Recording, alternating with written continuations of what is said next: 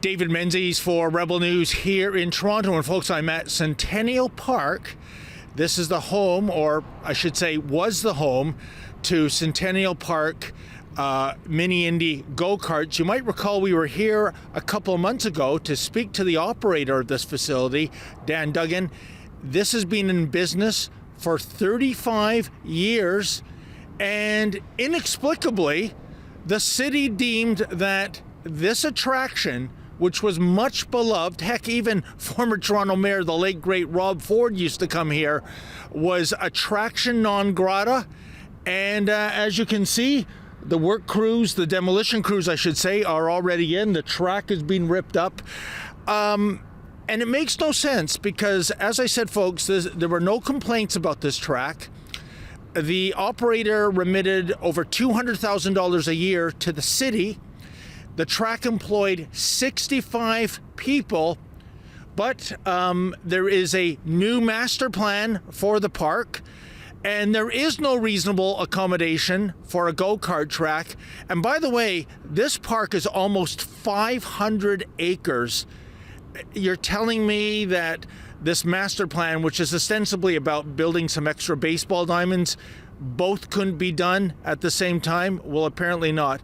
Well, I'm going to bring on the operator, Don Duggan. He has generously made time for us. Don, when I last saw you, you had a petition going of tens of thousands of names. Nobody, it seems, except the bureaucrats and the politicians at the City of Toronto wanted to see this Indy track, this go-kart track, I should say, go. What do you suspect is the real reason? Because I'm looking at hundreds of acres of land that could accommodate some extra baseball diamonds. Why was this track assassinated in the first place?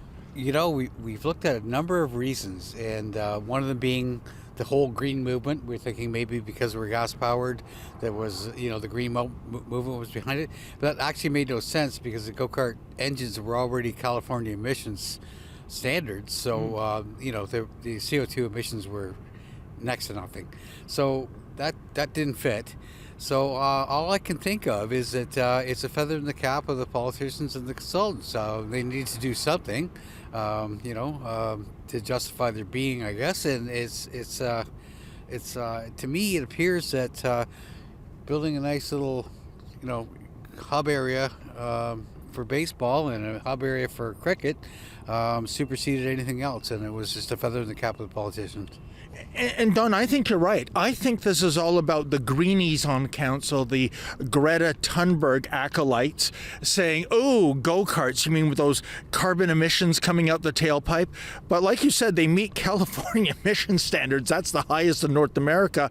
And correct me if I'm wrong, I believe when we last spoke, you said the existing baseball diamonds over yonder, they are vacant 85% of the time. Why do we need more infrastructure for something that the current infrastructure is not used at capacity? Yeah, we absolutely don't. It's just a matter of, like I said, I think it bodes well to say that the politicians and the consultants have decided that these hub areas, hub being the key word, is essential to parks going forward, or whatever the case may be.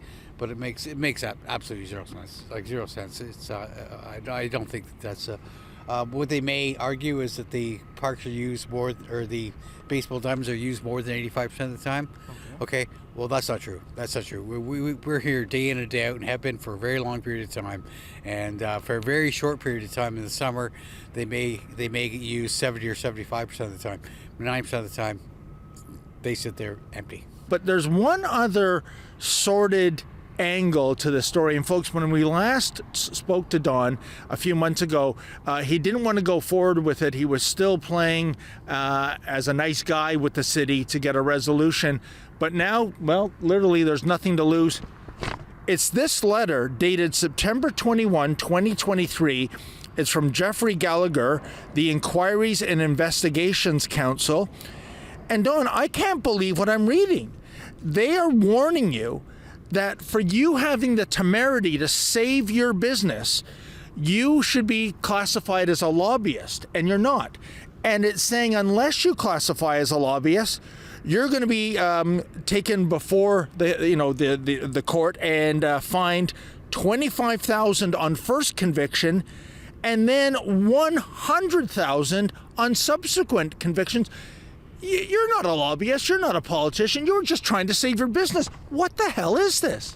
Yeah, you described it perfectly. What the hell is it?